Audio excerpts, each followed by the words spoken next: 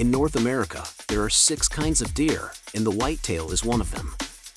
A white-tailed deer is a well-known and loved native mammal of North America. Every year, millions of people eat lean, tasty venison from the white-tailed deer. This makes it one of the most well-known animals in the world. The most common type of deer to see is the white-tailed deer. The white-tailed deer is the most common and widespread big game animal in the world. It can be found from the middle of Canada to the southern tip of Mexico, Central America, and even the north of South America. Estimates say that there are 30 million white-tailed deer in the United States, and that's not even taking into account the different subspecies. They can also be found in Mexico and the north of South America. They are very good at adapting to new environments and have been successfully brought to Finland and other places in Northern Europe. People from these places live in both wet and dry places, as well as grasslands, rainforests, arid scrublands, and mountains. When people move too close to where deer live in the wild, they sometimes learn to live in cities. Because they can adapt to human culture and there are so many different foods for them to eat, they can even live in our own backyards. Most of the white-tailed deer's food comes from plants.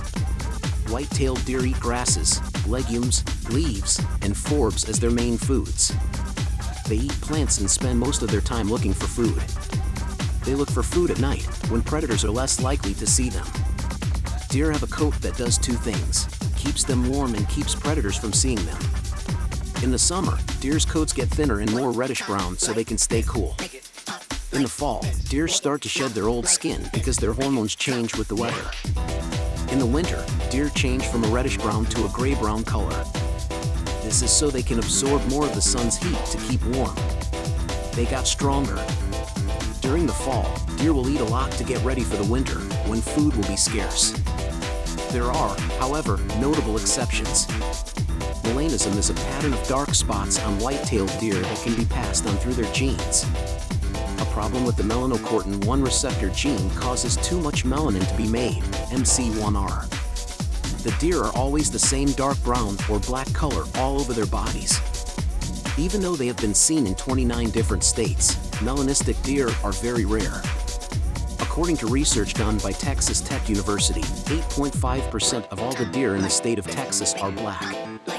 This is the highest number of black deer ever seen.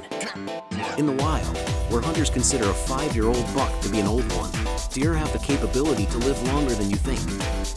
In captivity, female white-tailed deer can live up to 18 to 25 years, while males only make it to 14. Most white-tailed deer, especially males, don't start mating until their 2nd year, and even then, they rarely do it before that. Even though bucks can have more than one mate, they often get very close to one doe and stay with her for days or weeks until she goes into heat. Does have more than 1 litter a year, and they usually go into heat for about 24 hours in November. If the doe is not mated, her second estrus will happen in about 28 days. From October to December is mating season, and a typical pregnancy lasts about 6.5 months. Most female deer only have 1 fawn the first year they breed. The next year, they have 2, and the year after that, they have 3 or 4. Baby fawns are already mobile when they are born and can take their first steps just a few days later. They are also eager to start nibbling on plants right away. Most deer families have a dominant doe, other adult does, their young, fawns, and sometimes even related bucks who are 1.5 years old. There is a dominance hierarchy within each family unit and also between family units that share territories. This is similar to how deer do it. The most powerful families usually take the best food and shelter in their territory, while the next most powerful families take the next best, and so on, until everyone has found their own special place. No matter how good or bad the habitat is, there isn't enough food after a certain number of deer. Families often share the same food source, but if another family comes along and tries to eat from it, these families will often defend their turf. As resources get less, that competition tends to happen more often and get more intense. As more people try to get the same limited resources, social, physical, and nutritional stress rises. Male deer in North America are called bucks, and they usually weigh between 150 and 300 pounds. However, mature bucks weighing more than 180 kilograms, 400 pounds, have been seen in Minnesota, Ontario, and Manitoba. which are the species' northernmost native ranges. Most people can see 3 colors, but deer can only see 2, blue and yellow. While oranges and reds stand out so much to humans, deer have a hard time telling them apart.